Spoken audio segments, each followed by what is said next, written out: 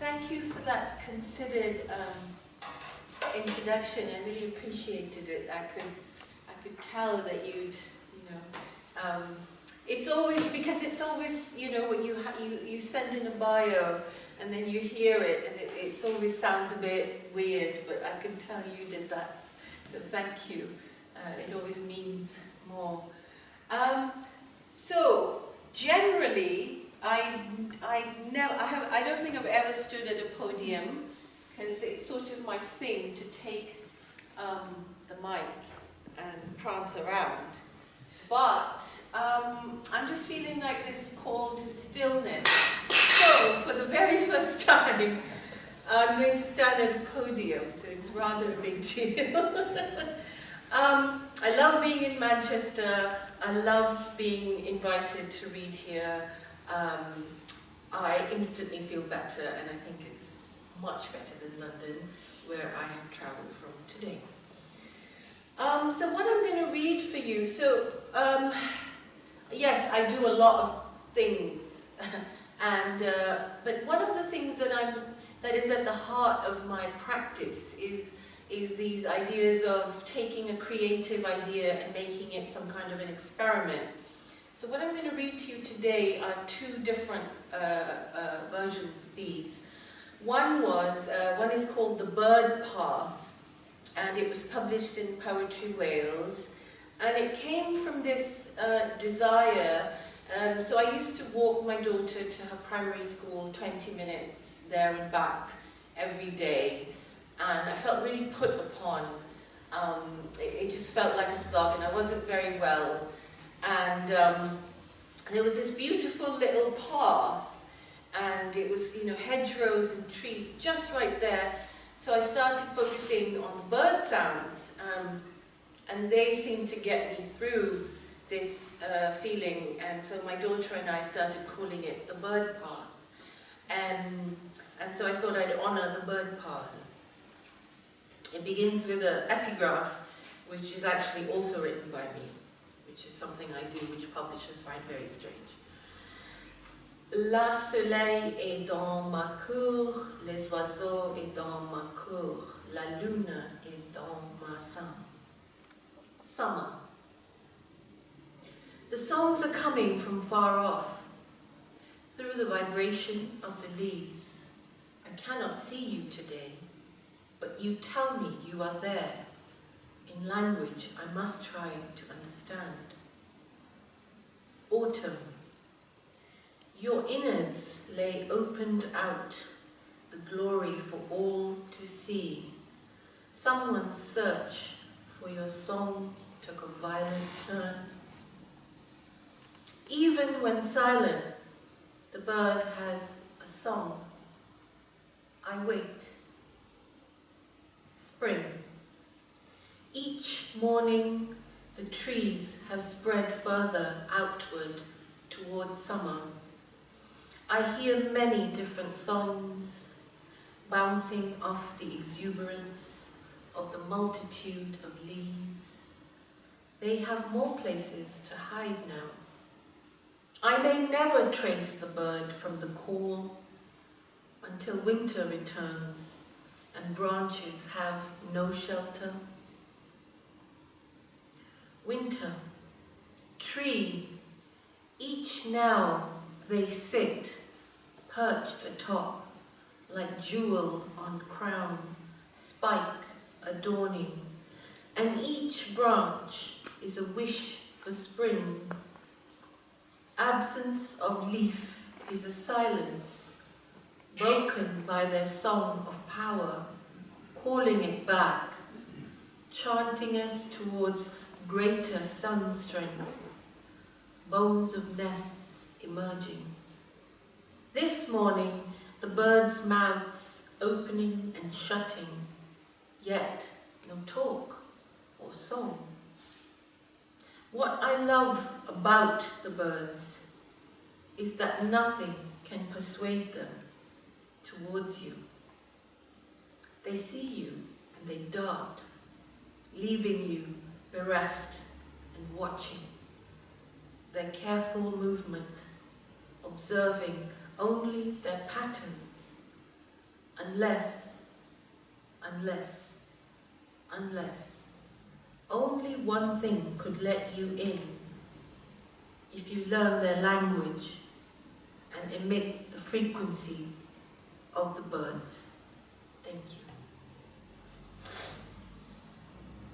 So that's the bird sequence. And now I'm going to read the cloud sequence. So I set myself this experiment. I was contemplating how the cloud form is a bizarre one. I mean, we take it for granted, but it's so bizarre. They just have no shape, no form. And I thought about, what if I was to write a poem every single day based on a walk I was doing, and also, I must say, in summer, because in winter I realized quite soon it was just a mass of grey.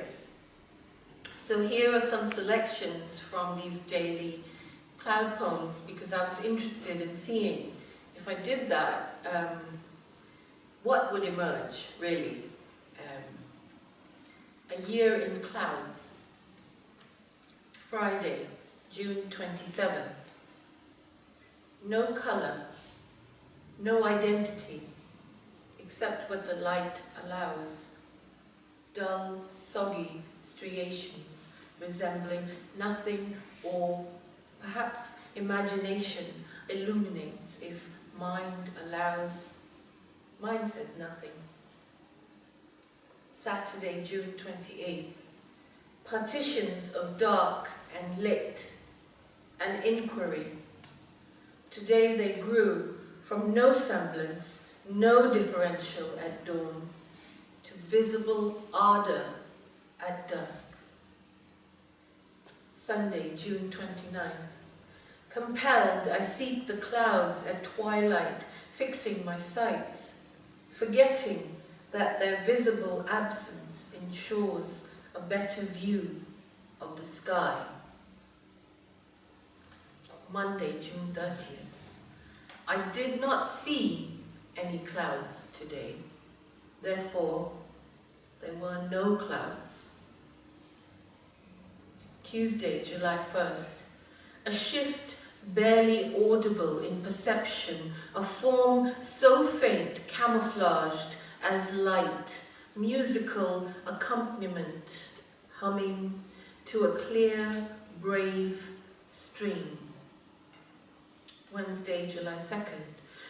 I have decided to watch the clouds in real time, not to be confused with recorded time, for which we do not have to wait. We push forward, bleat backwards. I missed that moment. Could you play it or wait? Hold that moment, please. I want to examine it closer.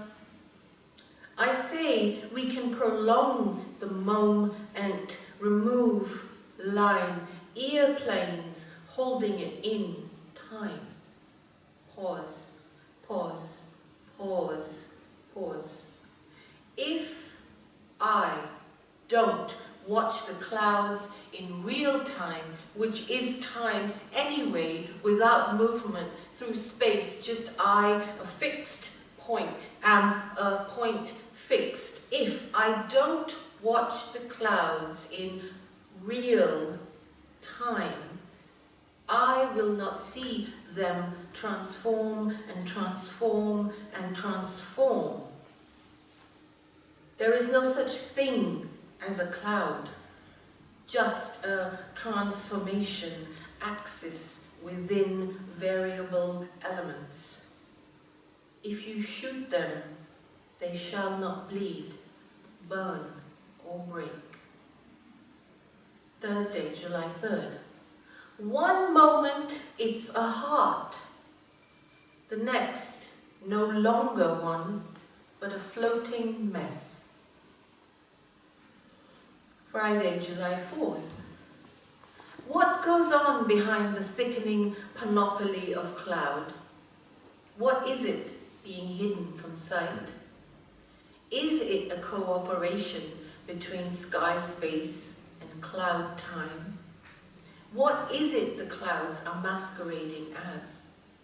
Or is the dance of Salome to steady us, too frail to absorb the full limit of colour in the sky?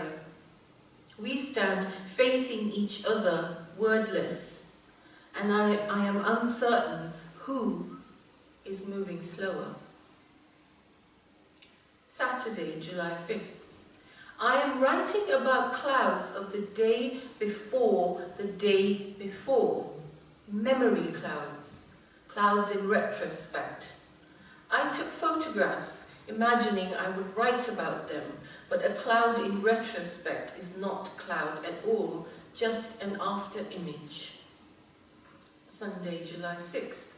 Today, I am in a state of rebellion against myself, clouds especially, myself.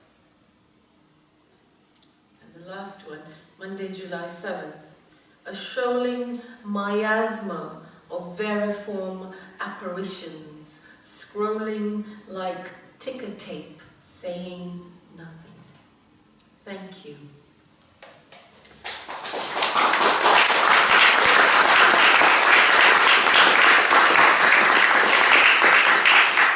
I'm not really sure there's anywhere I can go from the class. It's quite a, but I've done the time, have I done the 15 minutes? Okay, I'll just read one to sort of wrap it up then, even though I'll just read you a poem that I wrote when I was pregnant with my daughter, because she is sort of the theme running through. She's been part of all this. She's 12 now, and I said to her the other day, I know you're in your fields. I thought I was doing the right thing today, love, it's going to be okay. And she said, Mom, literally nobody says that anymore. Apparently, so this is... But when she was in my belly, in utero, for my daughter, Sakura, I need to do the movement. It's okay, I can project. In the dark significance you lie, trading blood for blood with me, and imagining you. Now flesh covers your bird frame, bones of air apparate. You are forming, gaining ground on this existence, a stranger in our midst, shadowing me, unseeing, but you can hear warbles, pulses, rhythmic through the clouds above you. Like I hear you, buried beneath blubbery layers, fluttering, tapping like a woodpecker. My skin cells part further as you discover yourself, quickening, quickening, gathering your armies of anima, atman, universum. As you prepare for your emergence, and when the clouds do part for you, twinkle, you're a star. Thank you.